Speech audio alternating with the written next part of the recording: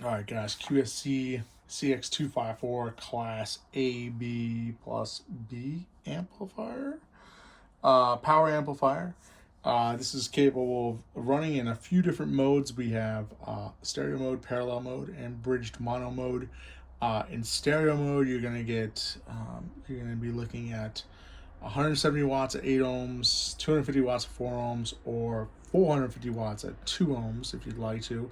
That's in stereo and parallel. And then in bridged mono mode, you have um, 340 watts at 8 ohms, no, at 12 ohms, and then you have 500 watts at 8 ohms and 900 watts at 4 ohms. So that's pretty nice. Let's go ahead and turn it on. You're going to get some lights here with the clip limiters. This has dip switch settings for the back, so you can change high pass, low pass filters. You have, you can change the modes with the dip switches as well.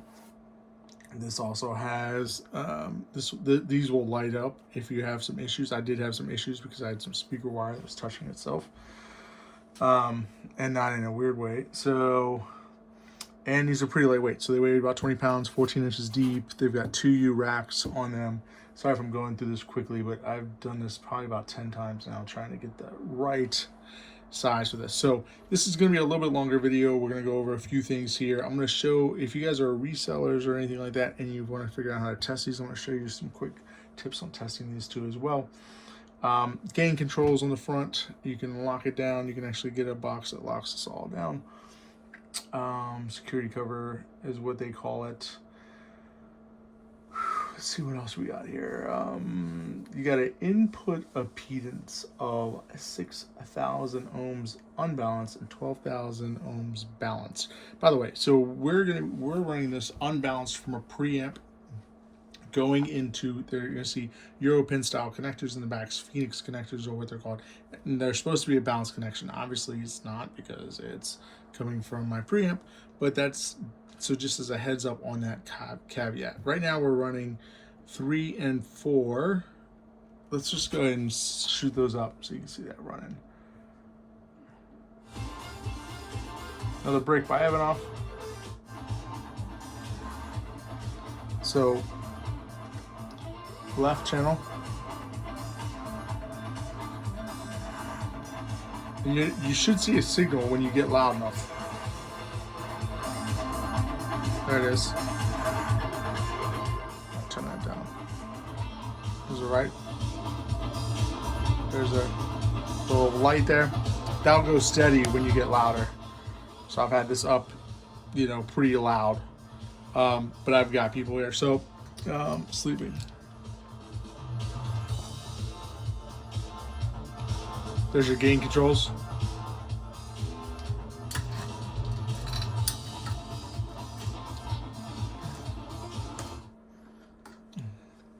So there's that. It's working great, right? I'm gonna power this down now. I'm gonna pop this on top of this. Now, here's the back of this. Let's talk about some of these things here. I'm gonna unplug it. Just because I'm superstitious. All right. There's the area we're gonna be focusing on right here. Let's talk first about I'll put that at the 4-minute mark. We're going to talk first about these Phoenix style connectors. So this one's getting torqued a little bit here. Pull this out here. This is what you're going to need to test these. They're pretty easy to make. This is a Monster AV cable here. I think I pulled one up. There it is. This is basically this cable, and we've just removed the caps, and we've separated the wire, the shielding, and the wiring there, so that it goes into these three. So for a balanced connection, you need to have a positive hot wire, then you have the neutral, and then you have a ground, right? And so it's pretty easy to build. There's a video on Crutchfield. They'll show you how to do it. You just want to look for Phoenix box connectors, Crutchfield, and they'll run through how to make these. The guy has a really nice video on how to make these. So basically, it's just the hot that's going into this line. and you have to know what it is. So on here, you've got your positive, your negative, and your ground, right? So it's going to tell you how to do your pinout. So find yourself some of these connectors. Phoenix is a popular brand, and these are called Europin block connectors. So, and you can make those, and you can make those from any AV cables. I recommend the Monster because it's like a thicker cable, and it's going to have all the components in it that you need. And then this is just a ground jumper that I made from the positive from the copper cable there. So make sure that's okay there. Yep, so that's good. We've got this plugged in here on channels 3 and channel 4 with this amplifier. One thing to note on it is negative is on top, positive on the bottom, but positive, it flips when you get down to here. Dip switches. Everything about the dip switches and how you can program it are literally right here. Like, this is everything here. The manual goes into more depth on what each of these things do and the different voltages and how much, like, what you want to power and what you don't want to power, anything else, whatever, yada yada yada. But this is going to give you basically the rundown on what you need to do. Right now we're on 3 and 4. Here's your filters. So you have your clip limit. Right now those are the ends, so I'll show you those in a second. And your filters here are your high pass, low pass filters, right? So 33 hertz, if you have speakers that are 12 inches or larger, you're going to select that, right? And you're going to put the filter. You can turn the filter off, actually, if you'd like. And if you're doing a 75 hertz, which I have, like bookshelf speakers, smaller speakers, you're going to actually have that selected. And I have the filter on. Now, I could probably turn it off and see what happens, but I just I don't want to hurt my speakers. That's basically it. Here's the bridge monos part of it.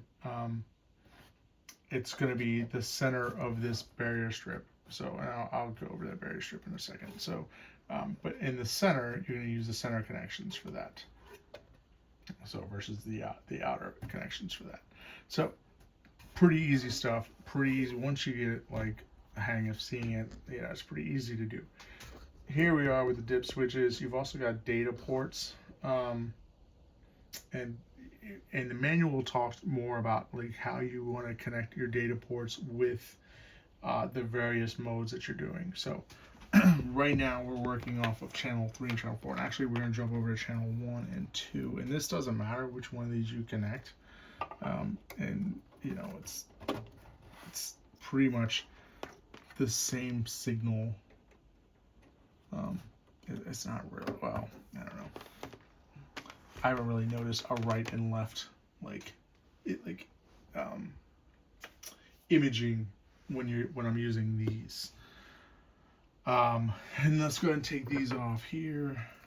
So these are just really simple.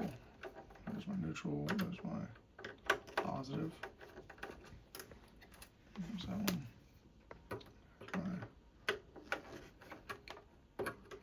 These are really thin wires, and I use really thin wires so that I can get these in and out really quickly. I would recommend doing that as well. If you're into testing these things, don't go crazy, right? So negative on top, remember. That's how we're doing this. And this one's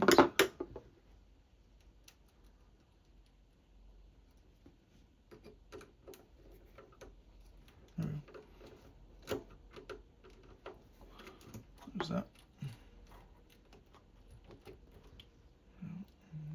That's gonna go in there.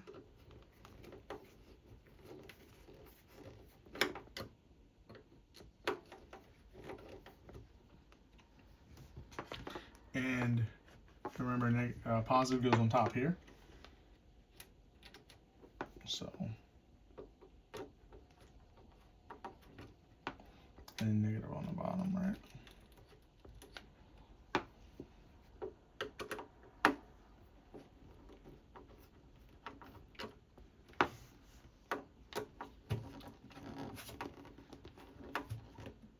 There we go. There's that. So, let's look at those dips. There we go. We have the clip clip filter limiting on. There's our filter that's on, our 75 hertz, that's switched to down. 4, 5, 6, and 7, that's stereo mode. And then we have the filter again. So that's switched down, and then, I'm sorry, 75 hertz is down, and then you have filter and clipping on, flipped up. So, and that's gonna cover these, both these channels, right? So, there's that. Let's go ahead and plug this back in. And power back on.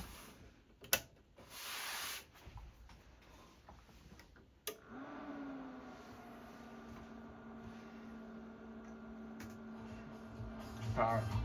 Sound comes right back on. We're right back in business. So there it is. So that's the breakdown of the QSC CX-254, and all of the units we have look all the same. They all look the same. They look great. They're in great condition. Some of them have, I would just say there are some nuances in them. Some of them have covers on both of these. Some of them, one of them I know doesn't have the barrier strip at all, so I'll have to pull one off and test one. So you'll have to get yourself a barrier strip. And there's that. I'm gonna turn this off. I'm just gonna do, just for extra credit, let's just flip these filters on for a second. I'm not gonna go too crazy here. I just want to see what happens. Sending that signal. I think it's just gonna give us like a better sound. There we go. Psh, fingers crossed, right? I do not want to do anything to this Vienna. I have a Vienna acoustic speaker, the Hayden brand, and just like I'm saving it for my man cave that I'm gonna be building later this year, and so yeah. But whatever. Take some chances, right? You won't know unless you try it, right? Alright, so we're just gonna go ahead and put this on.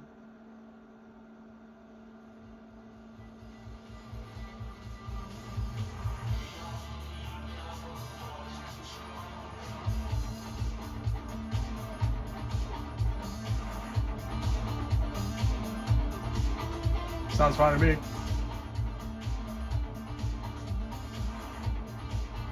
Definitely is a little bit more robust. I think it doesn't sound like I'm listening to tweeters.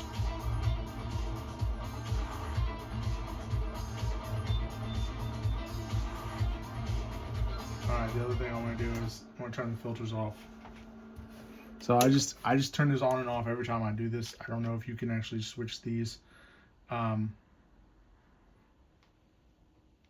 while they're, so these are the filters here. I just want to see what happens if I, probably gonna just like destroy them, right? This is gonna be the last straw here. Alright, power's up. Let's turn this down again.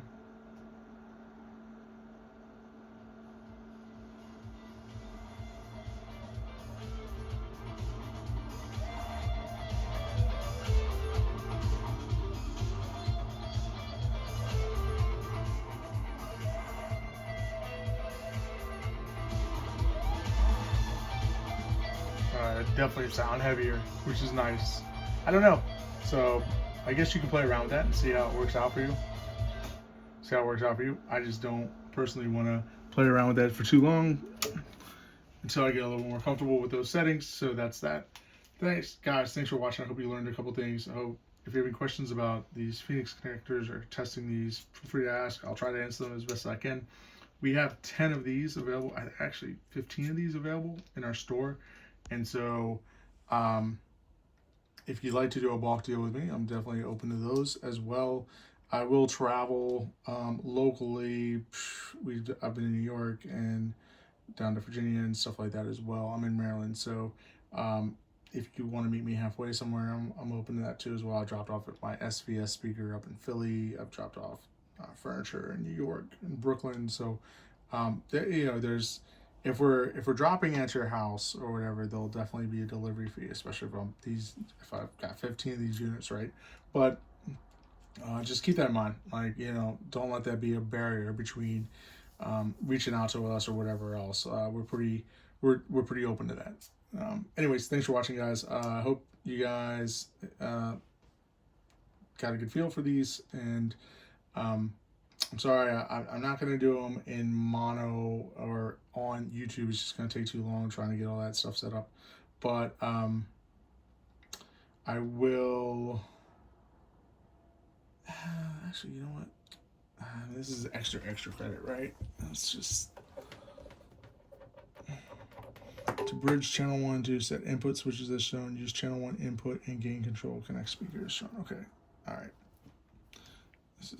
We'll do this.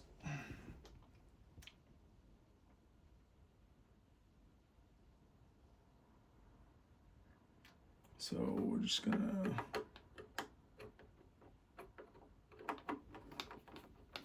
set, I guess, just one of these speakers.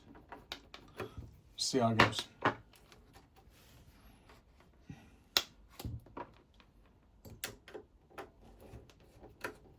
Definitely gonna set these filters on.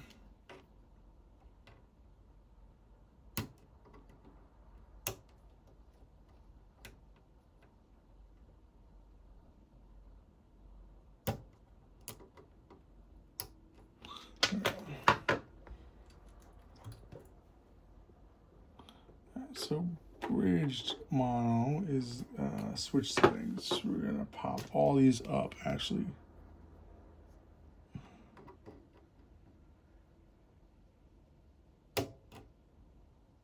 No, sorry.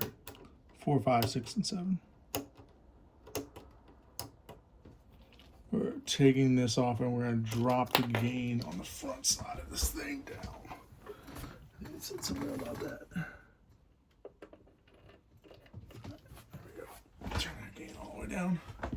So we're only doing one, and we're gonna clip on, and we're just gonna run this to, let's see how this goes. Freaking, and what is the positive? The positive is up. It's the top one.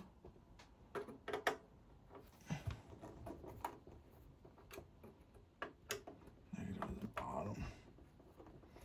This should be fun. Wish me luck.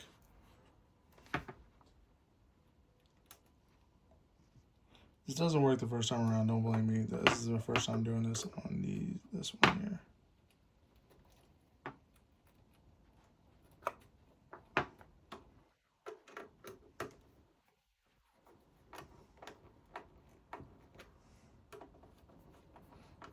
Let's see this here.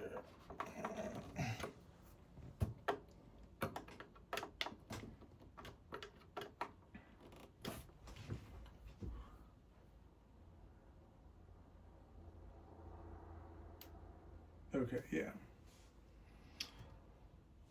Bridge mono. Here we go. Let's go. All right.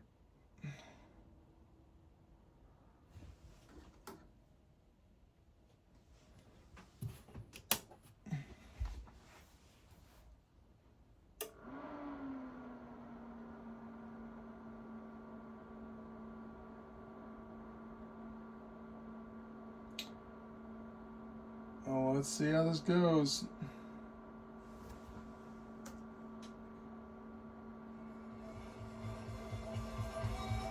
There it is.